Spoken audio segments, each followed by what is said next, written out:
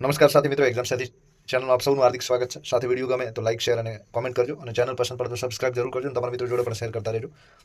આજે આપણે ઇતિહાસ વિષયમાં પાઠ 5માં 1857નો સંગ્રામ ભણવા જઈ રહ્યા છીએ. ધોરણ 12 ઇતિહાસમાં 5મો પાઠ, એનું નામ છે 1857નો સંગ્રામ. 1857 મતલબ કે ઈસવીસન 1857માં બનાવ બન્યો હતો. સંગ્રામ એટલે કે એક જાતની લડાઈ છે. તો આના વિશે ઘણા બધા મતભેદો છે. કોઈ આને યુદ્ધ કહે છે, કોઈ લડાઈઓ કહે છે, કોઈ ધાર્મિક સંગ્રામ કહે છે, કોઈ રાષ્ટ્રીય સંગ્રામ કહે છે. બધું આગળ આવે છે, આપણે જોઈ રહ્યા છીએ. તો ઈસવીસન 1857માં જે સંગ્રામ છે એ ભારતીયો દ્વારા સાથે મળીને અંગ્રેજો સામે લડાયો હતો. એટલે કે અંગ્રેજો ઉપર આ ભારતીયો દ્વારા એક જબરદસ્ત પ્રહાર હતો અને અંગ્રેજોને વિચારતા કરી મૂક્યા હતા. ને અંગ્રેજોને એટલા સુધી વિચારવું પડ્યું કે આવો સંગ્રામ ફરીથી થશે તો આપણે જડમૂળથી આપણા મૂળિયા ઉખડી જશે અને આપણે ભારતમાંથી વિદાય થવું પડશે.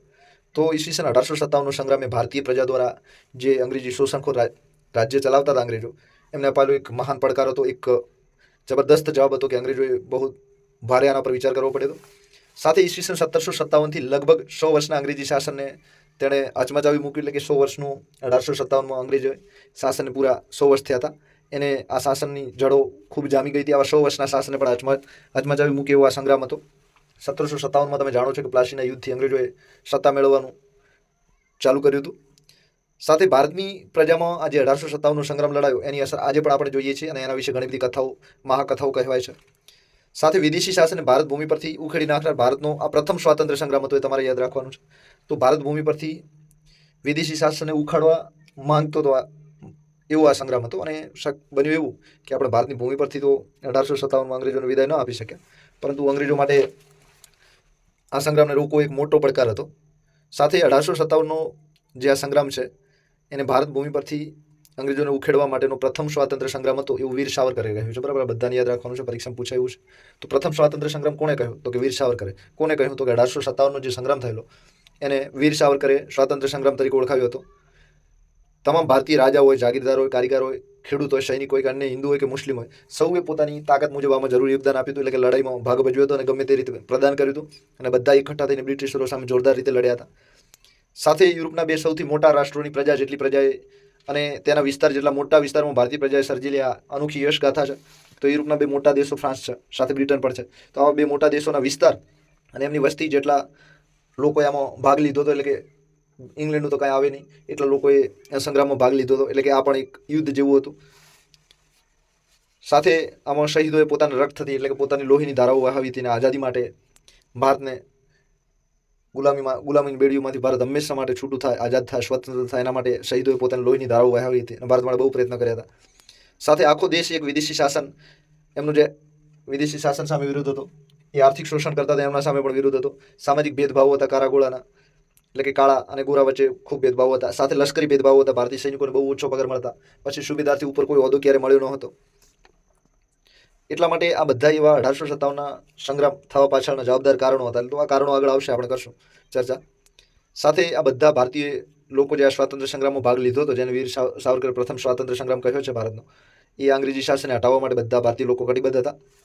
સાથે આ સંગ્રામ થયો અને એ જે વિદેશી શાસન 100 વર્ષથી ભારતમાં પ્રસ્થાપિત હતું એને જડમૂળમાંથી હચમચાવી નાખ્યું અને કાયમી માટે એમને વિચારતા કરી મૂક્યા કે આવો સંગ્રામ થશે તો આપણે વિદાય અહીંથી નક્કી છે. સાથે 1857નો સંગ્રામ ભારતીય ઇતિહાસની ગૌરવપ્રદ ગાથા છે. એટલે અત્યારે પણ લોકો એને યાદ કરે છે. અને બીજું એ છે કે તેમાં વીર શહીદોએ જે પોતાનો ભોગ આપ્યો છે એના માટે આપણને ગૌરવ થાય તેવી વાત છે. સાથે કોઈ પણ ક્રાંતિ હોય, વિપ્લવ હોય કે બળવો હોય, એ અમુક મર્યાદિત કારણોને લીધે ઉદ્ભવ્યું ના હોય. એમાં નાના મોટા ઘણા બધા અનેક કારણો હોઈ શકે છે. અને આજે બળવો જાગી રાતોરાત ઝઘડા જેવો નથી હોતો. આના પાછળ વર્ષોનો અસંતોષ હોય છે અને એ અસંતોષ એક દિવસ જાગે છે ત્યારે આ બળવો થાય છે.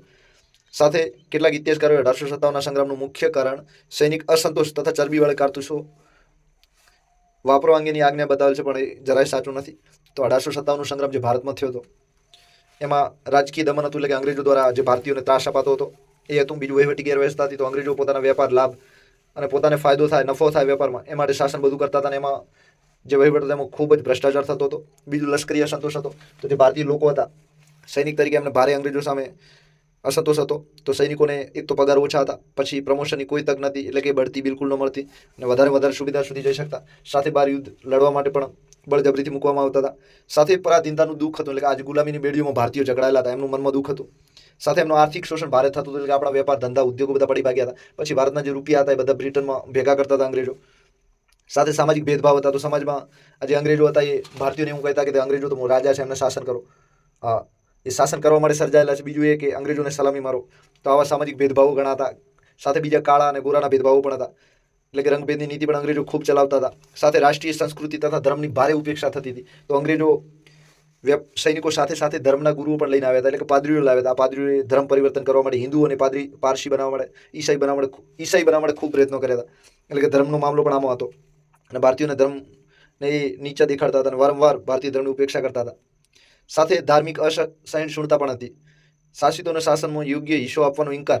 તો ભારતીયોને કોઈ નોકરીમાં લાભ ન મળતા, પગાર વ્યવસ્થિત ન હતા.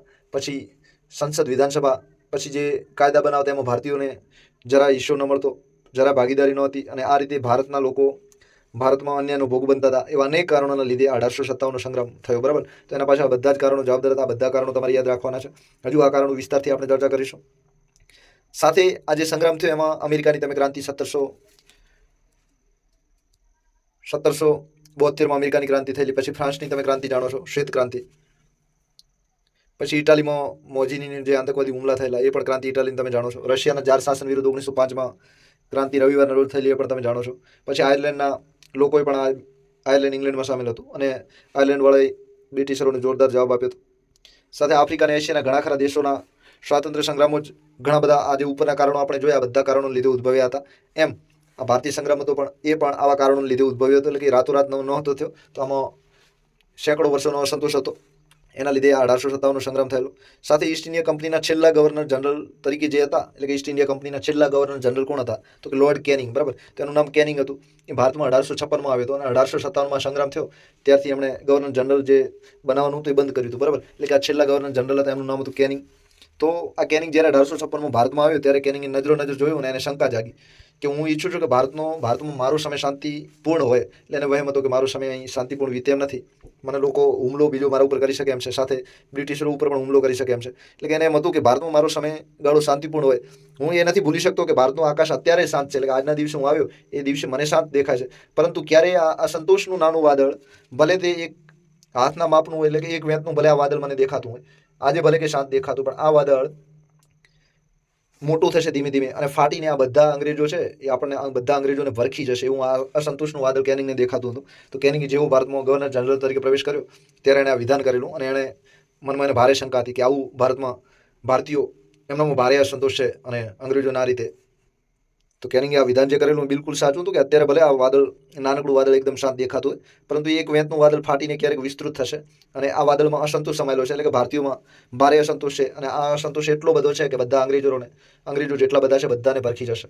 તો કેનિંગને આવી શંકા પણ હતી. તો 1857ના સંગ્રામની જે ઝાળ છે, ઝાળ એટલે કે અંદરમાંથી લાવા માણસોના મનમાં, માણસોના શરીરમાં જોમ જુસ્સો હતો, એની ઝાળ જે છે એ ભારતભરમાં ફેલાઈ હતી. સાથે આ સંગ્રામની શરૂઆત સૈનિક વિદ્રોહના રૂપમાં થઈ હતી. એટલે કે સૈનિકોએ એક જાતનો વિદ્રોહ કર્યો એટલે કે જેની શાસન નીચે હતા એમના સામે લડ્યા, એટલે કે વિદ્રોહ કર્યો એ રૂપમાં થઈ હતી. પરંતુ મોટા ભાગની જનતા, ખેડૂતો, મજૂરો, કારીગરો, જનજાતિના લોકો, સૈનિકો, રજવાડાઓ પોતપોતાની રીતે આહુતિ આપી હતી. તો ચાલુ સૈનિકોથી થયું હતું, પણ પછી જનતા એટલે કે લોકો છે, ખેડૂતો છે, કારીગરો છે, મજૂરો છે, જનજાતિના લોકો છે, આ બધાનો અસંતોષ ફાટી નીકળ્યો હતો અને આ બધાએ પોતપોતાની રીતે આમાં પોતાની આહુતિ આપી હતી. સાથે શાસન સામેના અસંતોષના કારણો આ ખૂબ જ મહત્વનું છે. તો શાસન એટલે કયું શાસન? તો બ્રિટિશરો જે ભારતમાં શાસન કરતા હતા તે શાસન. એટલે સમગ્ર બ્રિટિશરો બધા એ લશ્કરના હોય, પોલીસવાળા હોય, પછી કર્મચારી અધિકારીઓ હોય, પછી રાજા હોય, મહારાજા હોય. એટલે કે આ શાસન તો બ્રિટિશરોનું સમગ્ર શાસન. એમની પાછળ અસંતોષના કારણો, તો કે આ સમગ્ર બ્રિટિશરોનું જે શાસન ચાલતું હતું એની પાછળ અસંતોષ હતો. તો આ અસંતોષના કારણો શું હતા? બરાબર. તો 1857નો સંગ્રામ જે થવાનું કારણ હતું એ આ જ કારણો હતા. તો બંને કારણો સરખા હતા. બરાબર. તો 1857ના જે સ્વાતંત્ર્ય સંગ્રામ ભારતીયોએ કર્યો એ સંગ્રામ પાછળ જવાબદાર કારણો નીચે મુજબના હતા. બરાબર. તો કારણોની આપણે ખાસ તમારે પૂછાઈ શકે એમ છે. તો મુખ્ય પરીક્ષામાં તો પૂછાય, પણ પ્રિલિમમાં પણ આમાંથી ઘણા બધા પ્રશ્નો નીકળી શકે છે. તો આપણે ઉપર છેલ્લા કારણોની ચર્ચા કરી દઈએ. તો 8 કારણો એવા હતા જેના લીધે અસંતોષ ફેલાયો અને એના લીધે આ 1857નો સંગ્રામ ચાલુ થયો. બરાબર. તો એક તો રાજકીય કારણો હતા, સાથે બીજા વહીવટી કારણો પણ ઘણા બધા હતા.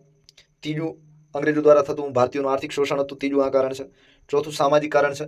પાંચમા ધાર્મિક કારણો પણ છે. સાથે તમે લશ્કરી કારણો પણ આમાં ઘણા બધા જવાબદાર છે. લશ્કરી સિવાય એમાં બીજા કારણો પણ ઘણા બધા હતા. એટલે કે બીજા દેશોની ક્રાંતિઓ જે થયેલી એમણે ભારતીયોનો ઉત્સાહ પૂરો પાડેલો, પ્રેરણા આપેલી. સાથે ચરબીવાળા કારતૂસોનો જે મામલો હતો એ પણ એક તાત્કાલિક કારણ હતું. તો આવા ઘણા બધા કારણો હતા. તો આ શાસન સામેના અસંતોષના કારણોમાં 8 કારણો મુખ્ય છે. એમાં પ્રથમ કારણ છે રાજકીય કારણ. તો આ રાજકીય કારણ છે, એમાં કોઈ એક કારણ નથી, ઘણા બધા રાજકીય કારણો છે. એટલે કે રાજકીય એટલે જે અંગ્રેજો રાજા તરીકે શાસન કરતા હતા, બરાબર, કાં તો અધિકારીઓ તરીકે શાસન કરતા હતા, કાં તો ગવર્નર જનરલ તરીકે શાસન કરતા. તો આ શાસન સામે, આ રાજ સત્તા સામે જે અસંતોષ હતો એના ઘણા બધા કારણો હતા, બરાબર. તો આ જે અંગ્રેજો જે શાસન કરતા હતા એમની એક જ નીતિ હતી, યુદ્ધ નીતિ. તો ભારતીયો સામે ભારે બધા રજવાડાઓ હોય, રાજાનું શાસન હોય, પછી લોકો કોઈ વિદ્રોહ કરે તો એમાં સીધી અરે યુદ્ધ નીતિ અપનાવતા, એટલે કે યુદ્ધ નીતિથી કામ કરતા અને સીધો હુમલો કરતા, આક્રમણ કરતા. બીજી ચાણક્ય નીતિ હતી. તો ચાણક્ય નીતિ એટલે કે ભારે બુદ્ધિ વાપરીને સામ દામ દંડ આ રીતે કામ લેતા હતા. પછી ભાગલા પાડો, તો ભારતીયોમાં અંદર ભાગલા પાડતા હતા. તો રાજા અને પ્રજા વચ્ચે ભાગલા પાડે, રાજા વચ્ચે ભાગલા પાડે, રાજ્યો વચ્ચે ભાગલા પાડે. તો આ રીતે મુસ્લિમ હિન્દુઓ વચ્ચે ભાગલા પાડે. તો આ રીતે ભાગલા પાડોની રીતે પણ પોતે રાજ કરતા હતા. સાથે ભારતમાં પોતાના ઇંગ્લેન્ડ રાજનો એટલે કે બ્રિટિશ રાજનો ઘણો એવો વિસ્તાર પણ કર્યો હતો, એટલે કે ઘણા બધા રાજ્યો જીતી લીધા હતા, ઘણા પ્રદેશો જીત્યા હતા. સાથે બીજા રાજકીય કારણમાં વેલેસ્લીની સહાયકારી યોજના પણ તમે જાણો છો. એટલે કે સૈનિકો જે તે રાજ્યના રજવાડાના જે રાજા હોય એને અંગ્રેજો સૈનિકો આપતા, સાથે સૈનિકો અંગ્રેજોના અને પગાર પણ એ રાજાને આપવાનો. બીજું એ કે રાજાને સૈનિકો એકે રાખવાના નહીં, એટલે કે સૈનિકો બધું રાખવાનું બંધ, મતલબ કે હવે અંગ્રેજો કે એમ જ કરવું પડતું. તો આ રીતે વેલેસ્લીની સહાયકારી યોજનાએ ભારતના ઘણા ખરા રાજ્યોને કંપનીને આધીન બનાવી દીધેલા. એમાં હૈદરાબાદનો નિજામ સૌપ્રથમ આનો ભોગ બનેલો. તો વેલેસ્લીની સહાયકારી યોજનાનો સૌપ્રથમ ભોગ હૈદરાબાદનો નિજામ બનેલો. સાથે અવધના નવાબના રાજ્યો ઉપર પણ બ્રિટિશરોએ અંકુશ સ્થાપ્યો હતો. સાથે તાંજોર છે, સુરત છે, કર્ણાટકના રાજ્યોનો વહીવટ પણ આ રીતે હાથમાં લઈ લીધેલો. તો રાજ્યોના નામ તમે યાદ રાખજો. તો વેલેસ્લીની સહાયકારી યોજનાનો ભોગ બનનાર તો હૈદરાબાદનો નિજામ છે, બરાબર.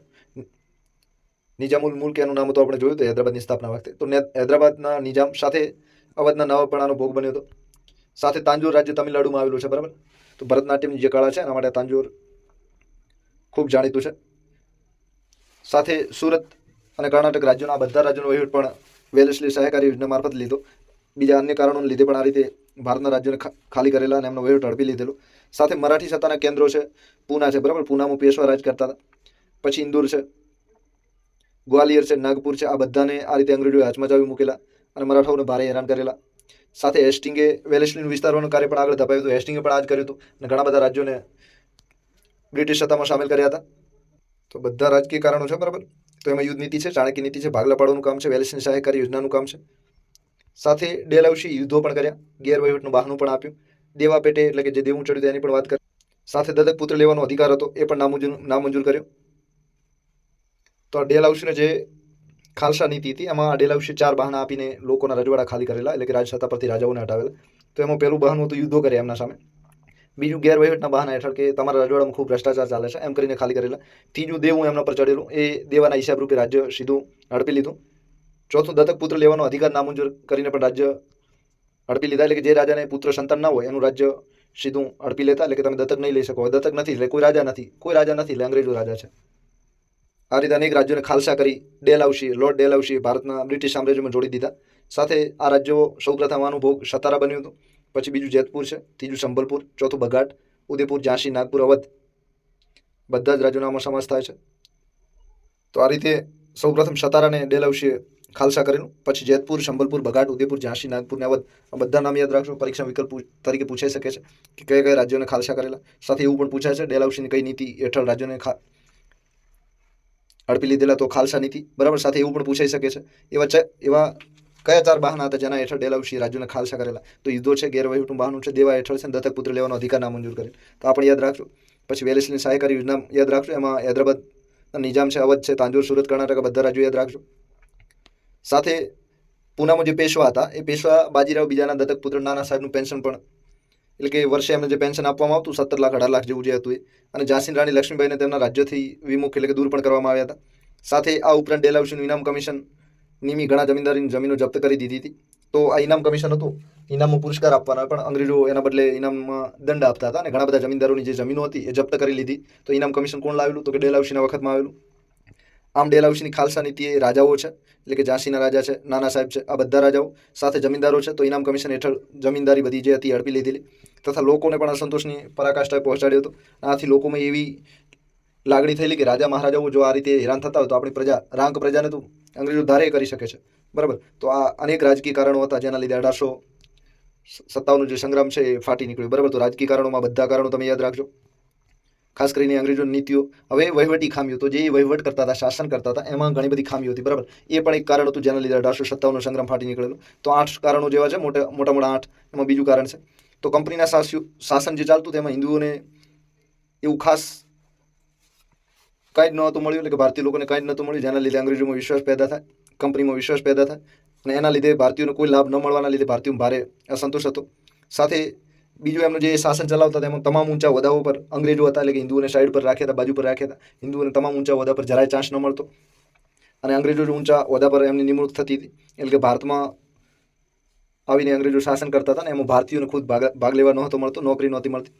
બીજું એ કે 1833ના ધારાની, તો 1833નો જે ભારતીય ચાર્ટર એક્ટ આવેલો, બરાબર, એમાં એક કલમ અનુસાર લાયકાતના ધોરણે હિન્દુઓને બઢતી આપવાની નીતિનો પણ અમલ ન થયેલો. તો બઢતીની નીતિ અગાઉ ચાલુ કરેલી, તો એને ઘણા લાંબા સમય સુધી અમલમાં ન મુકાઈ, એટલે કે હિન્દુઓને બઢતી જરાય ન મળતી. તો પગારની રીતે બઢતી ઓછી હતી, અને સાથે ઊંચો હોદ્દો પણ જરાય ન મળતો. આ રીતે બઢતીમાં પણ અસંતોષ હતો.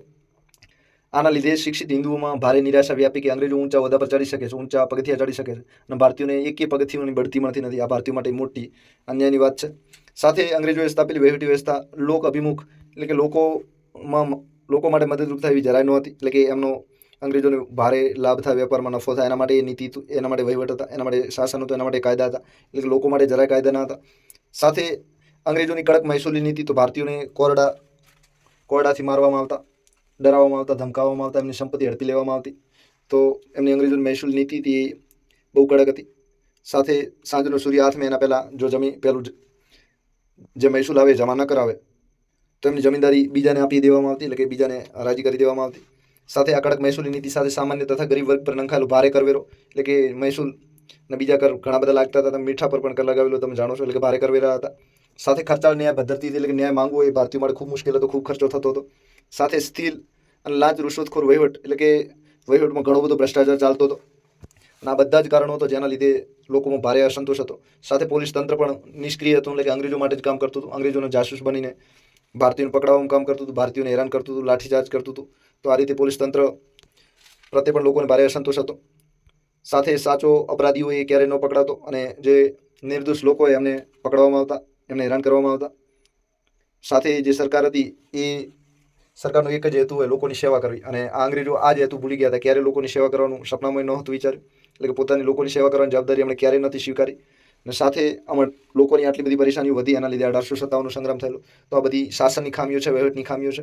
એટલે આમાં શાસનના બધા કાયદા આવશે, બધી નીતિઓ આવશે, એટલે કે મહેસૂલી નીતિ છે, કરવેરા છે, પોલીસ તંત્ર આવશે, બધા તંત્ર આવશે, પોલીસ લશ્કર, આ બધું આ વહીવટમાં શાસનમાં આવશે. હવે આર્થિક શોષણ છે. આર્થિક એટલે રૂપિયાના લીધે શોષણ, બરાબર. તો આ રૂપિયા જ્યાંથી કમાણી મળતી હોય એ બધું જ આર્થિક શોષણ કહેવાશે. તો કંપનીને આ ત્રીજું કારણ જવાબદાર હતું મોટું, જે 1857નો સંગ્રામ થવા પાછળ આ કારણ જવાબદાર હતું. તો કંપનીની આર્થિક નીતિએ ભારતના વિદેશી વેપારને નાશ કર્યો. તમે જાણો છો, ભારત પ્રાચીન સમયથી વેપારમાં અવ્વલ નંબરે હતું, પણ આજે કંપનીની આર્થિક નીતિ એ રીતની હતી, ભારતમાંથી રૂપિયા બધા ઇંગ્લેન્ડમાં લઈ જઈને સંગ્રહવામાં આવતા હતા, અને એમાંથી ભારતને કંઈ કશું મળતું ન હતું. તો ભારતના વિદેશ વેપારને આ રીતે ખતમ કરી દીધેલું, એટલે કે ભારતીયો બહાર વેપાર કરવા સક્ષમ ન હતા, એમની વસ્તુ કોઈ ખરીદે એમ ન હતું. સાથે ઇંગ્લેન્ડની ઔદ્યોગિક ક્રાંતિની અસર પણ ભારતના વેપાર પર પડી હતી. તો ઇંગ્લેન્ડમાં જે ઔદ્યોગિક ક્રાંતિ થઈ હતી એ ઇંગ્લેન્ડમાં એકદમ સસ્તી વસ્તુનું ઉત્પાદન થવા માંડ્યું હતું, એટલે ભારતનું જે વસ્તુ હતી વેચવાની બંધ થઈ હતી. તો ઔદ્યોગિક ક્રાંતિની અસર પડી. બીજું એ કે ભારત હવે ફક્ત એક કાચો માલ જ, એટલે કે ભારતનું કાપડ બનાવવું છે તો સુતરાઉ કાપડનો જે કપાસ છે એ સીધો કપાસ ત્યાં ઇંગ્લેન્ડમાં લઈ જવામાં આવતો, એટલે કે ભારત હવે કાપડ ન વેચી શકતું, પણ કાચો માલ છે એ જ વેચી શકતું હતું. સાથે ભારત અનાજની નિકાસ કરનારો દેશ બન્યો, એટલે કે ભારત હવે અનાજ પણ વેચતું હતું. એટલે કે પાકો માલ હવે ભારતને બનાવવો હાથમાં શક્ય નહોતું, માત્ર કાચો માલ સીધો વેચાઈ જતો, એટલે ભારતીયોને ભાવ પણ ઓછા મળતા.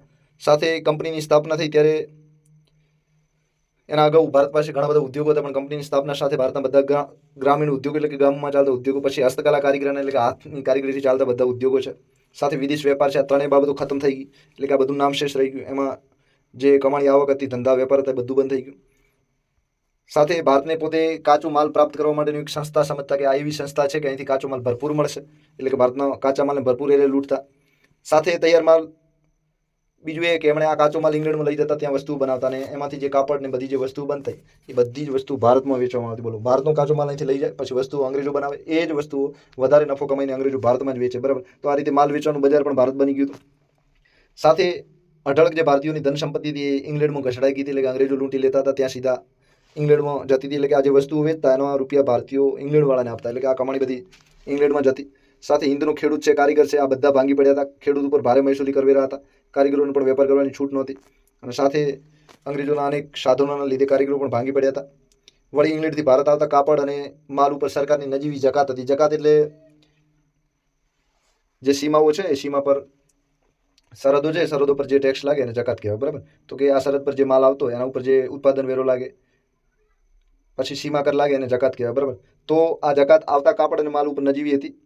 તો ઇંગ્લેન્ડવાળા જે ભારતીય સરહદોમાં કે ભારતમાં જે માલ સામાન ઉત્પાદન ઉતારે એના પર બિલકુલ ઓછી જકાત હતી. અને સામે જ્યારે ભારતીયો ઇંગ્લેન્ડમાં આનો આ માલ વેચવા માટે કાઢે ત્યારે એમાં બહુ ભારે જકાત લગાવવામાં આવતી હતી. એટલે કે ભારતીયોને માલ વેચવો બહુ મોંઘો પડતો હતો અને ઇંગ્લેન્ડવાળા જે હતા એ વસ્તુ બનાવીને ભારતમાં એકદમ ઓછી જકાત રાખીને સસ્તી વેચી શકતા હતા.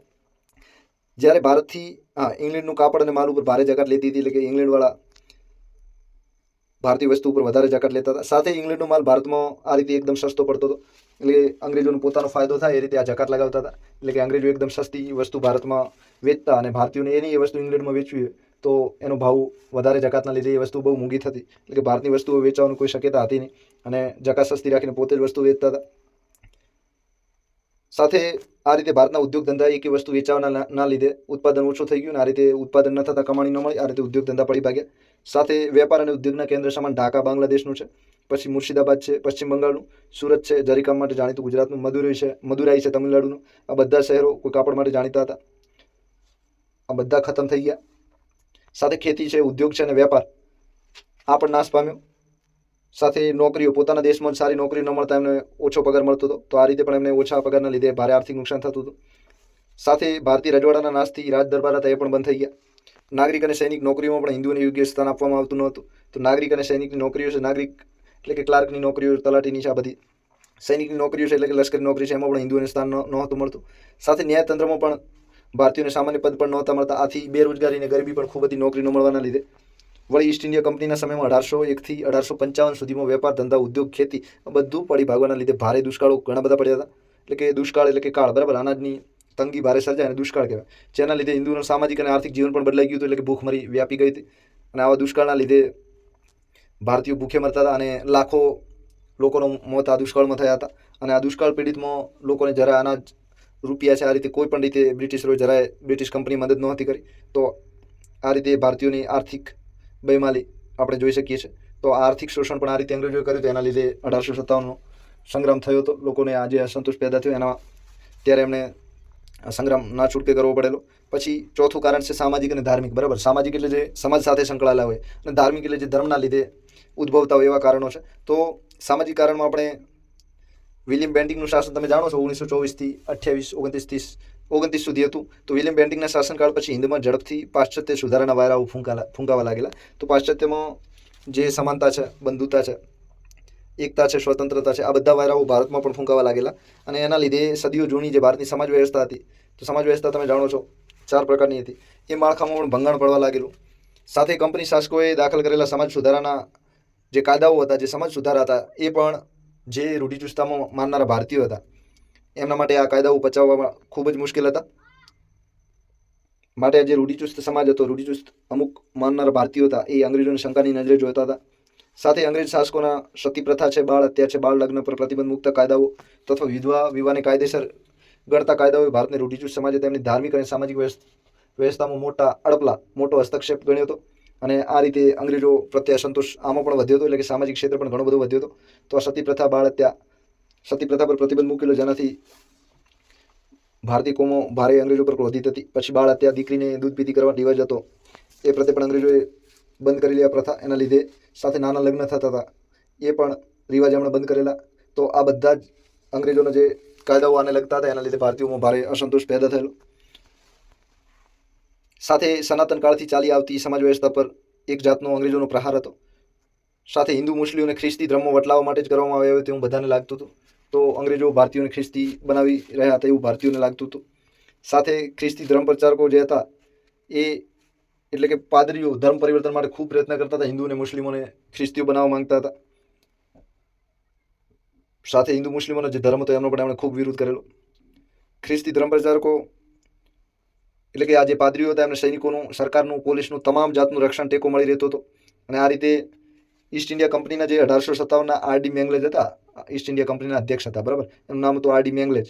તો આરડી મેંગલેજે 1857 બ્રિટિશની જે સંસદ હતી, પાર્લામેન્ટ, એમાં કહેલું કે પરમાત્માએ હિન્દુસ્તાનનું વિશાળ સામ્રાજ્ય ઇંગ્લેન્ડને એ માટે આપેલું છે કે હિન્દુસ્તાનમાં એક છેડેથી બીજા છેડા સુધી ઈસા મસીહનો વિજય ધ્વજ ફરકાતો રહે. એટલે કે ભારતના આ સામ્રાજ્ય અંગ્રેજોને એટલા માટે મળ્યું છે કે હિન્દુસ્તાનના એક છેડાથી બીજા છેડા સુધી માત્ર ને માત્ર ઈસા મસીહ, તો ખ્રિસ્તી ધર્મનો, ઈસાઈ ધર્મનો જે વડો છે ઈસા મસીહ, એનો જ વિજય ધ્વજ ફરકતો રહે. એટલે કે આ ઈસાઈ જે ખ્રિસ્તી ધર્મ છે એ સમગ્ર ભારતમાં ફેલાય એવી એમની કામના હતી. સાથે આપણે પૂરી તાકાત આ કાર્યમાં લગાવવી જોઈએ. એટલે કે બધા હિન્દુ, મુસ્લિમો, ઈસાઈ અને ખ્રિસ્તીમાં ફેરવવા માટે આપણે પ્રયત્ન કરવો જોઈએ, જેથી સમગ્ર ભારત ધર્મ, ખ્રિસ્તી ધર્મનો પ્રચાર પ્રસાર આપણે કરી શકીએ અને એમાં થોડી પણ ઢીલ ના આવે, આવું ખુદ સંસદમાં કહેલું. અને આ રીતે સમગ્ર ભારતના એક છેડાથી બીજા છેડામાં ઈસા મસીહનો વિજય ધ્વજ ફરતો રહે અને ખ્રિસ્તી ધર્મ ફેલાય, એના માટે આપણે પૂરી તાકાત અને કાર્ય કરવું જોઈએ અને જોર શોરમાં પ્રચાર પ્રસાર કરવો જોઈએ. અને આ કાર્યમાં થોડી પણ ઢીલ ના આવે એ રીતે આ કાર્ય આપણે કરશું તો આપણો ધર્મ હજુ પણ કે આગળ જશે. સાથે ધર્મ પરિવર્તન માટે પણ હવે પોલીસનો સહયોગ લેવામાં આવતો હતો. સાથે સેનામાં સરકારી ખર્ચે પાદરીઓ રાખીને ખ્રિસ્તી ધર્મનો પ્રચાર પ્રસાર સેનામાં પણ કરવામાં આવતો હતો. તો સેનાની તાલીમ હોય એમાં પાદરીઓને રાખવામાં આવતા હતા અને એ ખ્રિસ્તી ધર્મનો પ્રચાર પ્રસાર કરતા હતા. સાથે રિલિજિયસ ડિસેબિલિટી એક્ટ 1850માં બહાર પડેલો. તો આ જે કાયદો હતો એ હિન્દુ કે મુસ્લિમને પૈતૃક મિલકતમાં હિસ્સો મેળવવા માટે હકદાર ઠેરવ્યા. તો આ હિન્દુ મુસ્લિમોને પિતાની મિલકતમાં એવા જ હિન્દુ મુસ્લિમોને મળતી હતી, એના છોકરાની મિલકત એવા જ છોકરાને મળે, એવા જ સંતાનોને મળતી, કે જે એટલે કે હવે જે ખ્રિસ્તી ધર્મો વટલાયેલા ના હોય એવા હિન્દુ મુસ્લિમોને સંપત્તિ વારસામાં મળવાની બંધ થઈ હતી. સાથે મુસ્લિમોને સરકાર વધારે મદદ કરી રહી છે એવી પણ શંકા હતી. આગ્રામાં એવું ફરમાન બહાર પાડવામાં આવ્યું કે દરેક હિન્દીએ અંગ્રેજને સલામ ભરવી. એટલે કે દરેક હિન્દી એટલે કે અંગ્રેજ મુસ્લિમ છે અંગ્રેજોને સલામી આપે. જો તેમ ન કરે તો એમને સજા કે દંડ પણ આપવાની જોગવાઈ હતી. એટલે કે આ જે આગ્રાનું ફરમાન હતું આ તમે ખાસ યાદ રાખજો કે અંગ્રેજોને સલામ કરવી ફરજિયાત હતી. એમ ન કરો તો દંડ અને સજા થશે. સાથે અંગ્રેજો અવારનવાર હિન્દુઓ સાથે તિરસ્કારભર્યું વર્તન કરતા.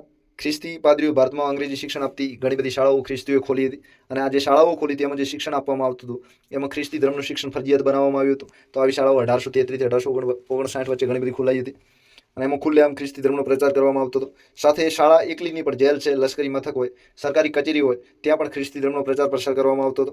અને આ રીતે ધાર્મિક ભાવના જે ભારતીયોમાં હિન્દુ અને મુસ્લિમ ભાવના હતી એને ગંભીર ઠેસ પહોંચાડવાના દરેક કાર્ય અંગ્રેજોએ કર્યા હતા. અને આના લીધે તેના ઉપરાંત કંપનીએ મંદિરો છે, મસ્જિદો છે, મિલકત છે, આ બધા પર મંદિરો મસ્જિદની જે મિલકત છે એના પર કર નાખેલો. અને આના અગાઉ જે ભારતીય શાસકો હતા એ મંદિર મસ્જિદોની મિલકત પર ક્યારેય કર ન લગાવતા. સાથે હિન્દુસ્તાનમાં અજ્ઞાન છે, અબુદ્ધ છે અને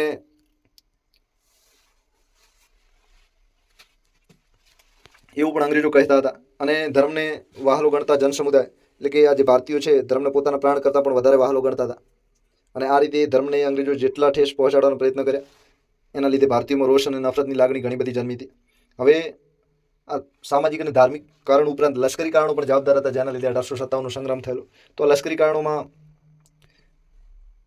બંગાળના સૈનિકો વિશે એવું કહેવાતું કે વફાદારીમાં બંગાળના સૈનિકો સૌથી વધારે એક નંબરમાં આવે છે. અને આ એમની જે વફાદારી છે બંગાળના સૈનિકોની, અંગ્રેજો પ્રત્યે વફાદારી સૌથી વધારે છે.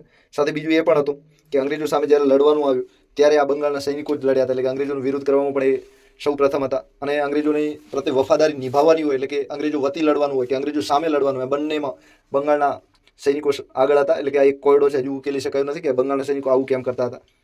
સાથે હિન્દુએ કઠોર લશ્કરી સેવાઓ બજાવવી પડતી હતી. એટલે કે લશ્કરની જે અમુક કામ હોય, માલ ઉચકવાના છે, ક્યાં ખોદકામ, આવું બધા જ, પછી મુશ્કેલ જગ્યાએ લડવાનું હોય, દુર્ગમ જગ્યાએ, આવું બધું હિન્દુએ જવું પડતું હતું.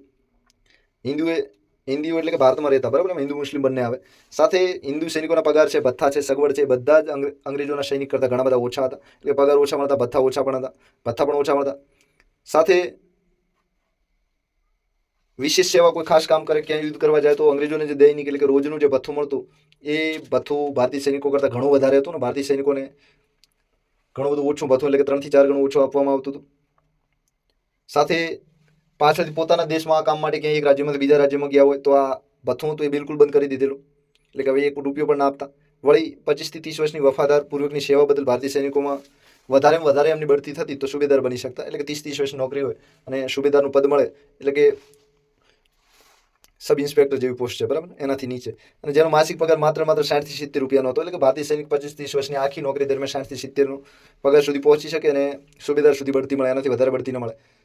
અને જ્યારે અંગ્રેજો હતા એ કોઈ પણ અંગ્રેજ સૈનિકો એને ઉચ્ચ હોદ્દામાં સારી એવી બઢતીઓ, સારી એવી પોસ્ટ પર એમનું પ્રમોશન થતું. સાથે અંગ્રેજ અધિકારીઓનું જે લશ્કરના સૈનિકો પ્રત્યે વર્તન હતું એ ખૂબ જ તિરસ્કાર ભર્યું હતું, તોછડું હતું. આ વાતને અંગ્રેજ રાજ્યમાં 1856માં ભેળવેલું એ ગેરવહીવટના લીધે આપણને ખબર છે. સાથે બંગાળના સૈનિકોમાં મોટા ભાગના અવધના સૈનિકો પણ હતા. આથી અસંતોષની લાગણી એ સૈનિકોમાં ફેલાઈ હતી. સાથે લશ્કરની બેરેકમાં સમૂહ ભોજન પ્રથા તેમના છૂત અને વટાળના નિયમોનો પણ ભંગ કરતી હતી. તો લશ્કરની બેરેક હોય ત્યાં બધા હિન્દુ, મુસ્લિમ, પછી ગમે તે કોમના બધા સાથે જમતા. તો આ સૈનિકોને આ બેરેકમાં જે સમૂહ ભોજન થતું, બેરેક એટલે સૈનિકોને રાખવા માટેનું જે મકાન હોય ને બેરેક કહેવાય, બરાબર. તો આ બેરેકમાં જે સમૂહ ભોજન થતું એમાં છૂતાછૂતનું અને વટલાઈ જવાની ઘણી બધી સંભાવના હતી, એટલે એ પણ અસંતોષ હતો. સાથે ભારતીય સૈનિકોએ તિલક કરવું હોય, દાઢી રાખવી હોય, ખાસ પ્રકારની પાઘડી પહેરવી હોય, તો આ બધા જ કામો પર અંગ્રેજો પ્રતિબંધ મૂકી દીધેલા. એટલે કે તિલક છે, દાઢી રાખવી છે, પાઘડી છે, આવું એક કામ ન કરી શકાતું. એટલે કે પાઘડી બાંધવા પર પ્રતિબંધ રાખેલા, સાથે તિલક પર, દાઢી ઉપર અંગ્રેજોએ પ્રતિબંધ લગાવેલો. પછી જનરલ કેનિંગે બંગાળના લશ્કર માટે સામાન્ય સેના ભરતી અધિનિયમ લાવેલા, એટલે કે સામાન્ય સેના ભરતી માટેનો એક કાયદો બનાવેલો 1856માં, જે અનુસાર નવી ભરતી થનાર પોતે હિન્દમાં કે હિન્દ બહાર ગમે ત્યાં લડવા જવા માટે ખુશ હોય એવી બાંહેધરી આપવી પડતી. એવી બાંહેધરી આ કાયદા પ્રમાણે લખીને ન આપે, એટલે કે કેનિંગે બનાવેલા સામાન્ય સેના ભરતી અધિનિયમ 1856માં એવી જોગવાઈ હતી કે સેનામાં ભરતી થવું હોય તો કે હિન્દમાં ગમે ત્યાં બહાર મૂકવામાં આવે તો એ જવા તૈયાર છે એવી બાંહેધરી લખીને ભારતીય સૈનિકોએ બાંહેધરી લખીને આપવી પડતી હતી. સાથે ભારતીયોની લોકમાન્યતા એક એવી હતી કે સમુદ્રને પહેલે પાર જવું તો આપણો ધર્મ નષ્ટ થાય છે, એટલે કે સમુદ્રને પહેલે પાર જઈને યુદ્ધ ન કરાય, એટલે કે સમુદ્ર પાર જ ન કરાય, ઓળંગાય જ નહીં, એનાથી આપણો ધર્મ નષ્ટ થાય છે. સાથે કેટલાક યુદ્ધોમાં અંગ્રેજો સેનાની ભારે હાર થઈ હતી, અને આ ભારે હાર થવાના લીધે પણ ભારતીયોમાં એક પ્રેરણા જાગી હતી કે આ રીતે આપણે પણ અંગ્રેજોને હરાવી શકીએ છીએ. તો એમાં પ્રથમ અફઘાન વિદ્રોહ છે 1838-1842માં થયેલો, એમાં અંગ્રેજોને હાર થઈ. પછી પંજાબનો સંઘર્ષ 1848-49માં થયો, ત્યાં અંગ્રેજોને પંજાબની પહાડીઓમાં ભારે શીખોએ હંફાવેલા અને અંગ્રેજોને ભારે નુકસાન વેઠવું પડેલું. અને આ રીતે ભારતીયોમાં આત્મવિશ્વાસ પણ પેદા થયેલો કે અંગ્રેજોને આપણે પણ હરાવી શકીએ છીએ, અંગ્રેજો અજય નથી, એટલે કે એમને પણ હરાવી શકાય છે. અને બીજું એ કે આ રીતે લશ્કરમાં અસંતોષ અને માન્યતાઓએ ભારતીય સૈનિકોને યુદ્ધ કરવા માટે, સંગ્રામ કરવા માટે પ્રેર્યા હતા. તો આ લશ્કરી કારણો ઘણા બધા છે, જેના લીધે 1857નો સંગ્રામ આપણે અંગ્રેજો વિરુદ્ધ જોઈ શકીએ છીએ. બીજા કારણ છે પ્લાસીનું યુદ્ધ, જૂન 1757 હવે 1857માં 100 વર્ષ પૂરા થતા હતા, બરાબર. તો જૂન 1757માં આ યુદ્ધ થયેલું, એને 1857માં 100 વર્ષ પૂરા થવા આવ્યા હતા. તો બધા એવું માનતા હતા કે કંપનીનું શાસન 100 વર્ષ સુધી ટકવાનું છે, એનાથી વધારે નહીં ટકે, અને મુદત પૂરી થશે 100 વર્ષની, એટલે કે અંગ્રેજોનું શાસન નાશ પામશે. સાથે 1857ના મે માસમાં 100 વર્ષ પૂરા થતા હતા, અને આ માન્યતાને લીધે 1857માં સંગ્રામ કરવા માટે ભારતીય લોકો પહેરાયા હતા, સૈનિકો પહેરાયા હતા. આ સમયગાળા દરમિયાન ઇટાલી છે, ગ્રીસ છે, બેલ્જિયમ છે, મુસ્લિમ, આ બધા દેશો છે, ઇટાલી, ગ્રીસ, બેલ્જિયમ, આ દેશોમાં પણ આઝાદી માટેની લડતો થઈ હતી, સ્વતંત્રતા મેળવવા માટેની ઘણી લડતો લડાઈ હતી, એમાંથી પણ હિન્દુઓને પ્રેરણા મળી હતી. સાથે સંગ્રામના સેનાનીઓ હતા, એટલે કે આ જે સંગ્રામ કરવાવાળા ભારતીયો હતા, એમણે 31 મે 1857નો દિવસ નક્કી કર્યો હતો કે આ દિવસે આપણે સંગ્રામ કરીશું, એટલે કે આ જે લડાઈ છે 31 મે 1857 રોજ આપણે ચાલુ કરશું. તો આ પણ એક કારણ હતું. બીજું એ કે 1857ના સંગ્રામનું એક તાત્કાલિક કારણ પણ હતું. તાત્કાલિક એટલે કે ઉતાળોમાં ભરેલું પગલું, બરાબર. તો તાત્કાલિક એટલે કે જે તે સમયનું નજીકનું કારણ. તો એ સમય નજીકનું કારણ ચરબીવાળી કારતૂસો હતી, બરાબર. તો આ કારતૂસો બંદૂકમાં વપરાતું એક ગોળીઓ સંગરવાનું ચામડાનું એક થેલી જેવું હતું, બરાબર. તો એ ચરબીવાળું કારતૂસ, બરાબર. તો ચરબીવાળી કારતૂસો રાઇફલમાં મૂકવામાં આવતી, ને આ જે કારતૂસો વાળી રાઇફલો વાપરવાની આજ્ઞા છે એ આ સંગ્રામ માટેનું તાત્કાલિક કારણ હતું એવું માનવામાં આવશે. તો હિન્દના સૈનિકો હતા, હિન્દી સૈનિકોને જૂની લોખંડની બંદૂક બ્રાઉન બેજના બદલે હવે, એટલે કે જૂની લોખંડની જે બંદૂક આવતી બ્રાઉન બેજ કલરની, બ્રાઉન એટલે ભૂરા કલરની, બરાબર. તો એ લોખંડની બનેલી હતી, અને એના બદલે હવે સેનામાં એક નવી રાઇફલ આવી હતી, એનું નામ હતું નવી એનફિલ્ડ રાઇફલ, બરાબર. તો નવી એનફિલ્ડ રાઇફલ આપવામાં આવી હતી. તો આ તમે એનો કલર જોઈ શકો છો, આ જૂની લોખંડની બ્રાઉન બેજ રાઇફલ છે. હવે એનાથી થોડી લાંબી છે અને થોડી સુધારા વધારાવાળી છે, આમાં કારતૂસ પણ મોટું છે. આ નવી એનફિલ્ડ રાઇફલ છે.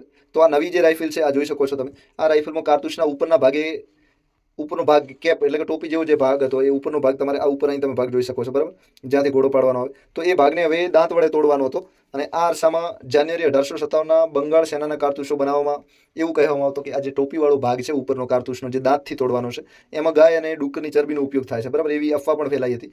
અને હિન્દુ લોકો ગાયની ચરબી અને મુસ્લિમ લોકો ડુક્કરની ચરબીને, માંસને ક્યારેય સ્પર્શતા નહીં, એમના માટે એ સ્પર્શવું એક મોટું પાપ હતું. તેના બદલે તે મોઢામાં મૂકવાની વાતથી આ હિન્દુ અને મુસ્લિમ સૈનિકો તે ભારે અકળાતા હતા. હિન્દુઓ ગાયનું નામ પડે એટલે એમની ચરબી માંસ છે એ ક્યારેય મોઢામાં ન મૂકે. પછી મુસ્લિમો ડુક્કરનું માંસ છે એને પણ ક્યારેય મોઢામાં ન મૂકે. તો આ રીતે બંને હિન્દુ અને મુસ્લિમો માટે ધર્મભ્રષ્ટ કરવા અંગ્રેજો માંગે છે, અને અંગ્રેજોએ આ હિન્દુ અને મુસ્લિમો ધર્મભ્રષ્ટ કરવા માટે ઈરાદાપૂર્વક આ કાર્ય કર્યું છે એવું એમને લાગતું હતું.